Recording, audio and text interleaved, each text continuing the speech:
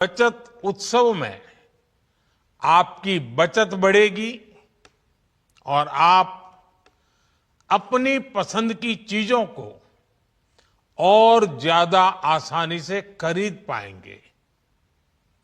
हमारे देश के गरीब, मध्यम वर्गीय लोग, न्यू मिडिल क्लास, युवा, किसान, महिलाएं, दुकानदार, व्यापारी, उद्यमी, सभी को ये बचत उत्सव का बहुत फायदा होगा।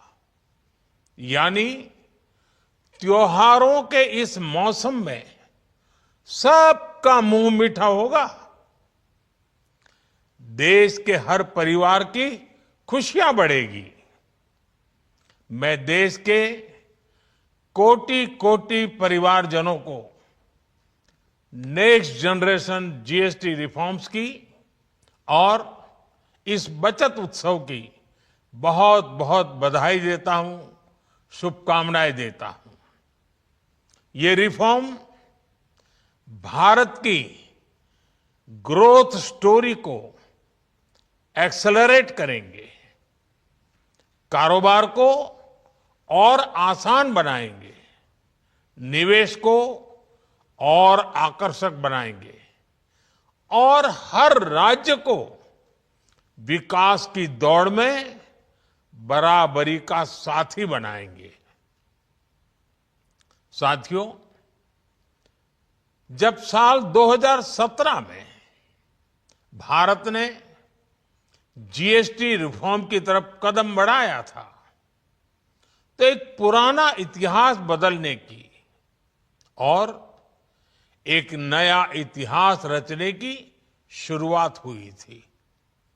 दशकों तक हमारे देश की जनता, आप सभी लोग, देश के व्यापारी अलग अलग टैक्स के जाल में उलझे हुए थे। Octroi, entry tax, sale tax, excise, VAT, service tax, न जाने भांति भांति के दर्जनों टैक्स हमारे देश में थे। एक शहर से दूसरे शहर माल भेजना हो तो न जाने कितने चेकपोस्ट पार करने होते थे, कितने ही फॉर्म भरने पड़ते थे, कितनी सारी रुकावटें थी। हर जगह टैक्स के अलग अलग नियम थे। मुझे याद है, जब 2014 में देश ने मुझे प्रधानमंत्री पद का दायित्व सौंपा था, तब उसी शुरुआत के दौर में एक विदेशी अखबार में एक दिलचस्प उदाहरण छपा था। उसमें एक कंपनी की मुश्किलों का जिक्र था। उस कंपनी ने कहा था कि अगर उसे बेंगलुरु से 570 किलोमीटर दूर हैदराबाद अपना सामान भेजना हो तो वो इतना कठिन था कि उन्होंने सोचा और उन्होंने कहा कि वो पसंद करती थी कंपनी कि पहले अपना सामान बेंगलुरु से यूरोप भेजें और फिर वही सामान यूरोप से हैदराबाद भेजें। साथियों, टैक्स और टोल के जंजाल की वजह से ये तब के हालात थे। और मैं आपको सिर्फ एक पुराना उदाहरण याद दिला रहा हूं। तब ऐसी लाखों कंपनियों को, लाखों करोड़ों देशवासियों को अलग अलग तरह के टैक्स के जाल की वजह से हर रोज परेशानी होती थी।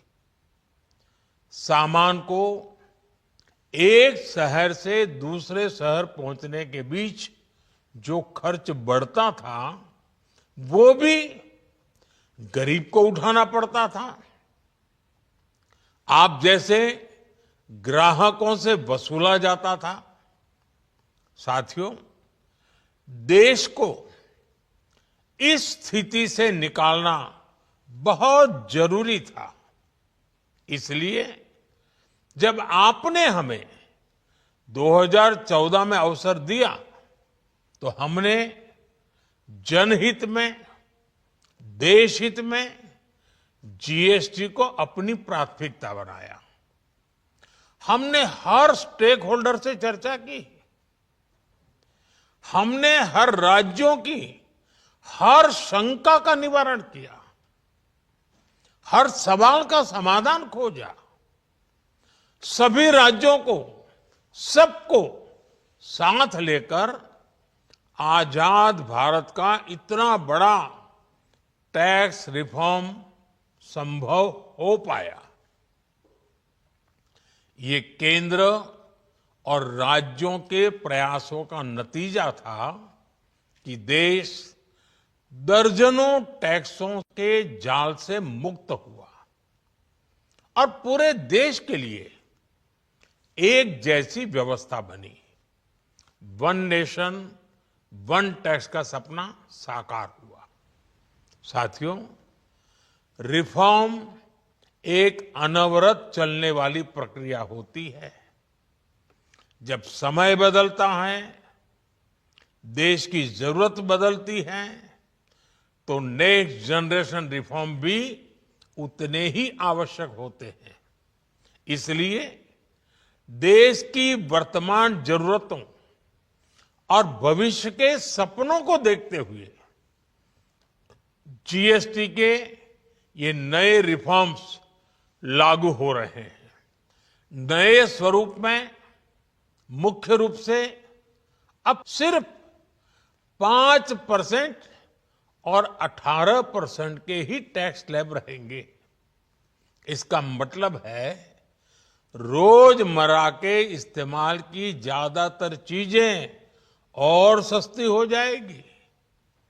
खाने पीने का सामान, दवाइयां, साबुन, ब्रश, पेस्ट, स्वास्थ्य और जीवन बीमा, ऐसे अनेकों सामान, अनेकों सेवाएं या तो टैक्स फ्री होगी या फिर केवल 5% टैक्स देना होगा।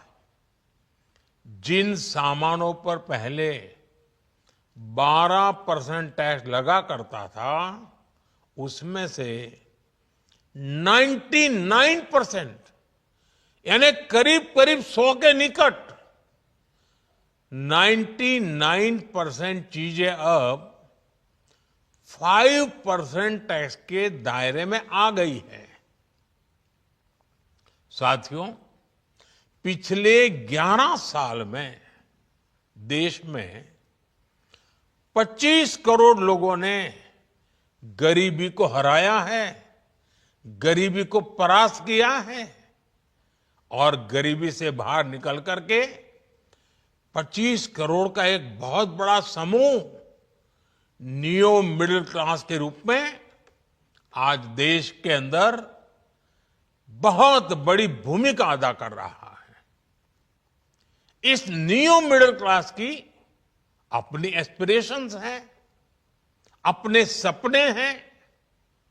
इस साल सरकार ने 12 लाख रुपए तक की इनकम को टैक्स फ्री करके एक उपहार दिया और स्वाभाविक है, जब 12 लाख रुपयों का इनकम टैक्स में राहत हो जाए तो मध्यम वर्ग के जीवन में तो कितना बड़ा बदलाव आता है, कितनी सरलता सुविधा हो जाती है। और अब गरीबों की भी बारी है, नियो मिडिल क्लास की बारी है। अब गरीब को, नियो मिडिल क्लास को एक तरह से डबल बोनांजा मिल रहा है। जीएसटी कम होने से अब देश के नागरिकों के लिए अपने सपने पूरे करना और आसान होगा। घर बनाना, टीवी, फ्रिज खरीदने की बात हो, स्कूटर, बाइक, कार खरीदना हो, ये सब पर अब कम खर्च करना होगा। आपके लिए घूमना फिरना भी सस्ता हो जाएगा, क्योंकि ज्यादातर होटल्स के कमरों पर भी जीएसटी कम कर दिया गया है। वैसे साथियों, मुझे इस बात की खुशी है कि दुकानदार भाई बहन भी जीएसटी रिफॉर्म को लेकर बहुत उत्साह में हैं। वो बहुत जीएसटी में हुई कटौती को ग्राहकों तक पहुंचाने में जुटे हुए हैं। बहुत सारी जगहों पर पहले और अब के बोर्ड लगाए जा रहे हैं।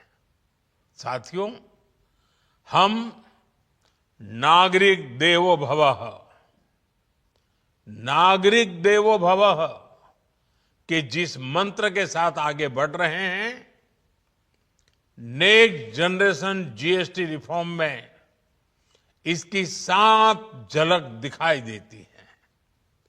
अगर हम इनकम टैक्स में छूट और जीएसटी में छूट को जोड़ दें, तो एक साल में जो निर्णय हुए हैं, उससे देश के लोगों को 2.5 लाख करोड़ रुपए से ज्यादा की बचत होगी।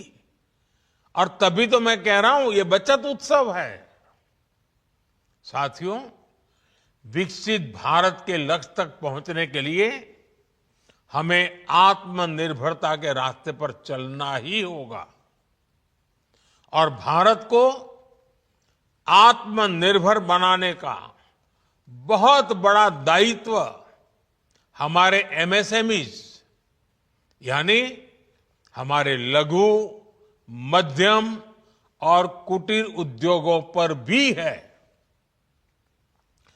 जो देश के लोगों की जरूरत का है, जो हम देश में ही बना सकते हैं, वो हमें देश में ही बनाना चाहिए। साथियों, जीएसटी की दरें कम होने से नियम और प्रक्रियाएं और आसान बनने से हमारे एमएसएमईज, हमारे लघु उद्योगों को, कुटीर उद्योगों को बहुत फायदा होगा। उनकी बिक्री बढ़ेगी और टैक्स भी कम देना पड़ेगा, यानी उनको भी डबल फायदा होगा।